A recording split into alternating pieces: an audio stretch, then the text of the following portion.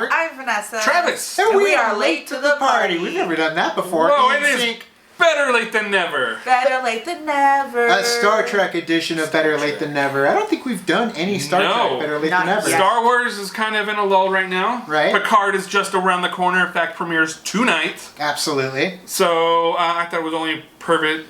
I only thought it was important that we looked at it. He has a Now, stroke. I am a fan of Star Trek as well as Star Wars. I tend to lean more towards Star Trek sometimes. So I thought we'd look at Picard's biggest movie out of the 4 that he has done. And of course, it's Star Trek First Contact. Now, biggest movie in terms of box office? Box office and fan loved.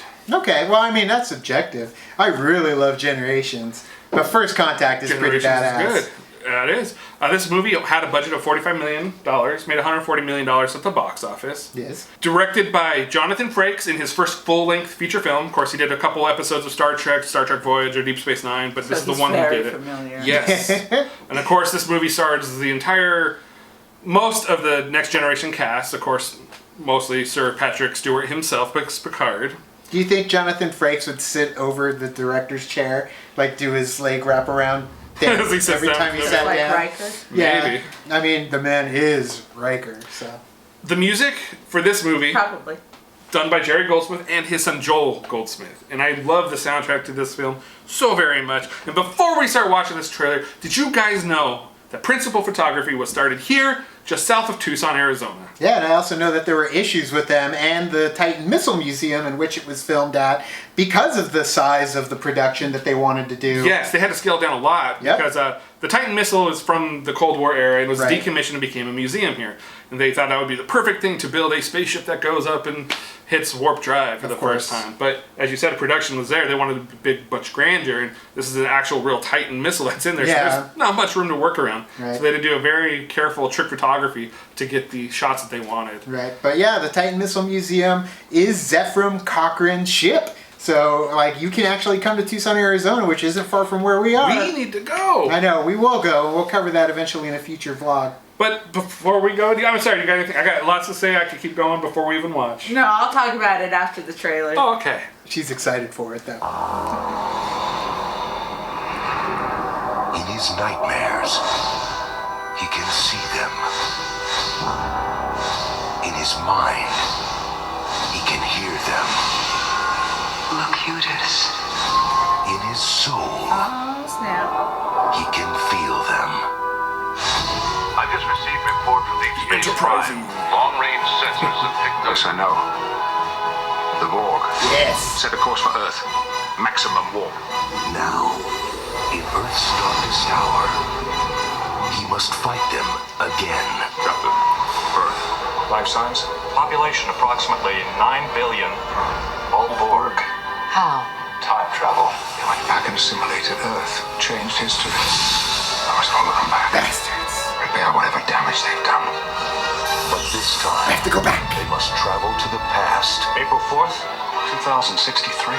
to save our future. Yeah, that's You're right. all Time. astronauts on some kind of Star Trek. Credits. They invade our space, and we fall back. They assimilate entire worlds. Captain And we Ahab fall has to back. catch his whale. Not again. The line must be drawn here. It looks like the control deck is 26 up to 11. Mr. Data and I are returning to the ship. Don't let them touch you! Data! We must activate the auto-destruct sequence. You want to destroy the ship and run away, you coward. You or any other man, I will kill you where you stand. So good. Let's rock and roll! Yeah. Spoilers. Destroy them. Watch your futures end. Our shields and our weapons are gone. Doesn't look like Adam Scott. Perhaps today is a good day to die. It's a good day to die. Yeah. Blow up the damn ship! We are not going to lose the Enterprise. Not to the Borg, not while I'm in command. This is an intense Right? trailer. So good. Star Trek. Ah, the First music. Contact. Resistance is futile. Star Trek First Contact. Would you All right. see it based upon this trailer? Sure, but Can I tell you something? Fact or fiction? Yeah. I've never Those are good seen questions. this movie. Well, that's fact because That I know is you fact. haven't seen this movie. But you like how I put the fact and fiction? It was very clever. I see what you did there. Well, would you see it off of this trailer now? Yes, actually I would, because it does look like it's very jam-packed, and I think that I would get into it. Right. But yes, I've never seen, okay, to be fair, I've never seen a lot of the Star Trek movies. I've seen all of the J.J. Abrams, like, started one Star The Trek, reboot Into series. Darkness, Beyond. I've seen Wrath of Khan. That's it. Right. I've never seen anything else. You are missing out, Karen.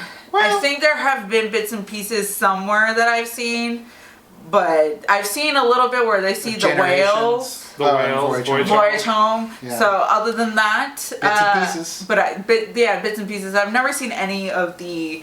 Okay, that's not true. She's analyzing. Wait, hold on. analyzing. I saw a scene in Generations when they're on the horseback with Captain Kirk. Yeah, I seen that one with the horseback when Picard and Captain Kirk are together. Because I asked him, I was like, "Well, is this the one where he had Captain Kirk and Picard together?" And he's like, "No, that's Generations." I'm That's like, when they're in the okay. Nexus. No, this movie is, the cool thing about it is, like you were talking about with the Bad Boys reaction we just did on Better Late Than Never, where you kind of don't need to watch the other ones to feel the impact of what's You happening don't. in the story. But for those that do, there is a far deeper seated meaning to what is happening Not just in this that, film. just so much to see and do from the show. Right. I mean, if you watched the show, you saw the trailer where he was like looked like a Borg, Picard. did. Right. In the TV show, he became Borg. Yeah. This is how he's connected to him. But they catch you up. You're In the first caught up. scene, that's Yeah, his you're caught dream. up. They show you this whole dream. So The dream is like a scene from the show because reenacted, recreated. kind of- or like a remake. different part of Right. it, but you're like, oh, I remember Higher him being a production part quality. of it. Yeah, Oh, exactly. okay. It's a big part of who Picard's coding is as a captain, as a human, as a man. It was a huge change Yeah. with the introduction of the Borg to the Star Trek universe. Which essentially they're Cybermen. The Borg they are really Cybermen. are. Yeah. They do look like they But assimilate. And they do too. Like they adapt. Well, like you could kill one, but then they adapt to it, and then you can't kill them They after do. that. And they brought a huge dark type of villainous to the entire galaxy of Star Trek. Of course. I mean, you had some dark villains before, but they were just unstoppable. You just went forward and they just took out civilizations. And you see that here too. Like they catch you up. Like the Borg did it. They went back in time, and they actually were capable of assimilating everybody into the Borg. So the original plan for this movie was to be time travel, but Right. go to like old England, Renaissance type period time to fight the Borg there.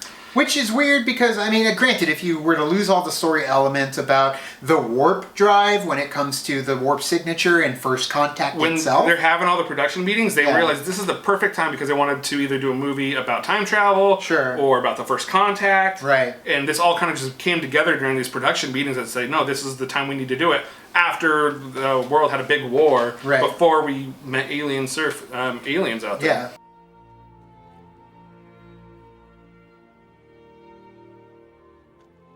The trailer because they show Zefram Cochrane in the cockpit flying the ship, and the whole movie they're trying to get him to do it. They're trying to get him to create Well, the warp drive in to his live defense- this legacy. He's afraid of the future and what it's going to be. How would you Yeah. feel like you were just told, man, there's a statue. Yeah. It's actually about right here where you're standing is about Yeah. where the statue is. I went to Zefram High. Yeah. You told him about the statue? Jordy. Yeah, he's like a little fanboy when it comes to Zefram. Why wouldn't you be? He changed intimidated humanity by Yeah. what he did there, and they were there to. I do love how see they it. just spill the beans to him, like, by the way, this is all that's going And he to runs happen. away, and they end up having to stun him and come Yeah, back. because it's So just- much it's too happens. much info. And what's great about this is because the crew gets separated. The crew on the ground thought they destroyed the Borg, but the crew up in the space in the Enterprise D, Right. which I'm sorry, the Enterprise E, because the Enterprise D got destroyed in Generations. True, big time. So Enterprise With E, Riker and everybody on it, they all yes, died. and they switched roles this time. So now Picard's up on the ship fighting his personal demon with the Borg. Well, Riker's down below, kind of doing the thing, and I'm prepared to make sure Right. history does the way it's supposed to do it. Right. And just like you said during the trailer, they quote it in the movie about the white whale and Captain Yeah, Ahab. it's so good. It is Because he ended up true. being in Moby Dick after that on like TNT Yeah, or right. USA. They did a movie with You know, or Patrick something. Stewart. Yeah. But it's true. It does that for his character. It's Yep. hugely like they had violated who he was. Of course. Why wouldn't he be pissed off and just want to destroy them all? Question. So, were you guys fans of the original, like with Captain Kirk and Spock and all of that? I started off my Star Trek journey with The Next Generation. Okay. So I was just curious to see, like, if you were fans of the original, like, even the movies, too. Like, if you saw those Yes. movies first. Yes. And then you came on to here, and, you know, you have that legacy of Captain Kirk, and then you have this new captain, which is Captain Picard, and his It's funny crew. you bring that up, because there is a heavy debate in the Star Trek fandom, Picard or Kirk. Which is your captain? And I think that's a hard question to answer, because Kirk is the captain of a time when rules were still being created, things weren't always set the way they're supposed to. He just was a cowboy in the era. Well, Picard is after the cowboy did all this stuff. He follows the rules right, and he has his own version of following the pure prime directives. And when it comes down to it, it becomes the So I like them question. both. The question is, who's your captain? And it's who's your captain? I mean, who's the one that you did identify with, the one you did grow up with, you did watch the shows. I grew up during the era of the original Kirk films. So the show had already been done with. It was the movies that were coming out when I was a child. They did not hold me as much as Star Wars or any of the other like glamorous blow up, boom, boom, boom type movies. So when it came to Star Trek, I watched them, but I would kind of phase in and out, phasers, and I would end up, not holding them as true. And it wasn't until Generations that I was really introduced to the Next Gen crew, because I didn't watch Next Generation, the show. Interesting. And I didn't watch the Star Trek original series either. It was the movie that put them together that I watched it. And then, of course, you get Alan Ruck as freaking, like, the captain in the beginning of Generations. And he lets, where he tells Shatner, Kirk, to, take her out. It's like, no, it's yours. Go ahead. But that's what I like about Star Trek. So many people are in it all the time. Yeah. All right, so it's funny you're talking about like how the cameos of like Alan Ruckman in the old one. This Alan movie Ruck. itself, Alan Ruck. This movie has a lot of cameos too. Sure. The Doctor hologram. Please state the nature of the medical emergency. Robert Picardo. Robert Picardo from Voyager. He appeared. He's there. It's a Please good state your moment, too. emergency, medical emergency. He's a hologram, so they use him. Neelix. Yeah. He also plays a role in the holodeck program in it too. Yeah. Lieutenant Berkeley is there. He's on the planet. He's all nerding out with Zefram Cochrane. There's just a lot of stuff going on. And if you like Star Trek in this film, you're going to see a lot of those nuances and a lot of things you just love to hear. Question. Why don't they call it Planet Trek? You never go to a star. Not one episode. For me, Jody. shining moment in this, I know Jody's got the eyes in This this is the first one. time you get the eyes. Yeah, the instead of the uniforms visor. officially changed too in this movie. But for me, man, it's Data in this movie. This is more Data's movie, as much as it is Picard's movie. Can I say something, though, that I just recently learned this year, or last year? So, Star Trek was never a big thing for me when I was growing up. It was Right. always about Star Wars. That was what I watched, and I never watched any Star Trek. But another movie that I absolutely loved that came out in the 90s that was kind of at the top for me was Independence Day. And you have Data. Brent Spiner. I had no idea. So when we were at San Diego Comic-Con and he came out with them, and then you were talking about something about Independence Day, I like had this moment in my head, like I literally like it was a mushroom cloud in my head. I was like, holy crap, like it's that. Like Dr. Oaken. I had no idea until right now. But he has a very big part in this film, Brent Spiner does, as Data, because it is a struggle with him also like becoming human, which you did see a little bit of it in Generations when it came to the emotion chip. His entire existence is wanting to become human. Of course. And yeah, the Hive, the Queen, she gives him the opportunity to be more human. Yeah, and you start to see it, tantalizing him, and he's starting to fall to the dark side. He's starting to fall to the world of the Borg, and she wasn't even going to make him, a normal drone. He was going to end up being the king, essentially, of the Hive, and that's why I love that whole resistance is futile portion, like from the trailer. Big part in the movie. That is when he makes his decision, and it could have made like that decision was like the make or break of the Correct. situation. Yeah. Like it could have been the turn. Or Yep. something. I don't remember. Maybe he says it earlier, but all I know is that when Data Nope. makes it, is it that He point? says resistance is futile, and then he does. No, the thing. he I'm not does gonna the thing. spoil All it right. for Vanessa, It's a good moment. It's a Resistance is futile. great moment. Even Damien It's a Dark. turning point. Damien Dark from Arrow's on there too. He's one of like basically he's a red shirt throughout the Yeah. whole thing. But I love when they're out on the outer hull of which it gives the you the Enterprise. grandeur of size of the ship too. Yeah, definitely when they're out there trying to get the Deflector relay, dish. the dish off the actual Enterprise. You make me want to watch all the Star Trek movies now. Good, that's what we're here. That's the You point. should. And it's weird. But I've been wanting to go back and watch all the Star Trek movies because I've never watched them. So Right. I want to see why people love it so much too. Because I mean, I understand that you have like the Star Trek and you have your Star Wars people, but I do want to go into and for see sure. what Star Trek is all about. They're too, you know? great stories that are told as well, and they're very You make it very timey-wimey. like you were talking about Generations. Oh Oh, yeah. You were going on about. I'm like, okay. Yeah, Yeah. I can't get wait into till that. we are going out of order, which is weird. But Star Trek Yes. time travel. Well, we did this because of how popular this film is. Correct. 93%, the most positive fan base backing before the reboot of Star Trek. Of course. came out. So with Picard coming out, I thought this was very important to watch this because his character, from the ending of the show to all the way to Nemesis with the last movie,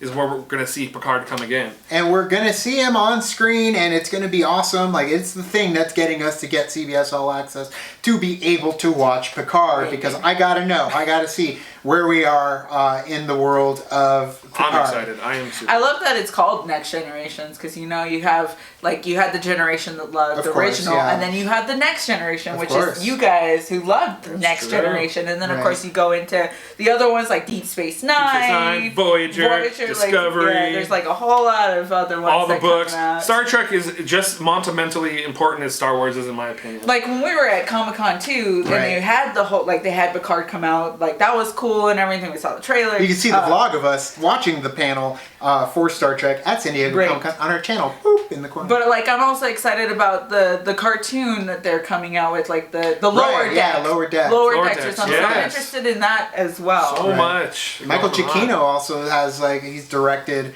I Like a think- shorts, Yeah, one of some the of the shorts shorts, too. yeah. And it's But definitely a world that's starting to crack open again for Star Trek, which is exciting because it's been quiet for quite some time, especially going in with the new series, or at least not the new series, with the new series and the new film, because they did say we are going to get a fourth Star Trek film in the universe, but we'll see if that actually comes to fruition. But hey, good girls wait. We'll wait. We'll wait for it. When it comes, we'll be happy for it. The music too in this film, Jerry Goldsmith's score in this one, very reminiscent of what you get from Air Force One, which, I mean, it's a beautiful score, but I love the Star Trek scores, all of them, especially the one that Jerry Goldsmith did, Michael Giacchino. But Jerry Goldsmith in this one, it does have Well, he started the Next Generation song. Correct. So It's him. He Yeah, knows it's him. what this crew is worth. And it does feel very Jerry Goldsmith, and it does feel very Star Trek Next Generation because he is the man behind the theme. So I do love the ballad that they go into within the credits too, throughout the movie, but you get it really in the credits. So I enjoy Star Trek First Contact. It is one of my favorite Picard films, outings of the Star Trek universe. Sweet Jesus! Guys, what did you think of Star Trek First Contact? Let us know down in the comments below. You can also like and subscribe. And do the thing on our Facebook, Twitter, Tumblr, Instagram, Stardust. All the social networking gin joints, you know where they are. Kick into the party, fuel the party, keep the party going on our Patreon, gets us where we need to go to the stars. What's your favorite Star Trek movie? Could be a next gen, could be an old school, could be the new series, it could be the films, Two-parters. the shows. Tell us your favorite shows from The Next Star Trek Generation. experience in Las Faster Vegas. fiction. Did you go and do it? Because it was the Rise of Resistance before the Rise of Resistance. Yeah, they did it first, and he went and did it, and it was a lot Multiple of fun. right? times. I never got to do it, and then they took it away. I even got to be with Picard and them and the crew. Yeah, I'm going to show a picture right here of it. there you go. And thank you guys, and as always, Now it's time to say goodbye. make it so. Oh.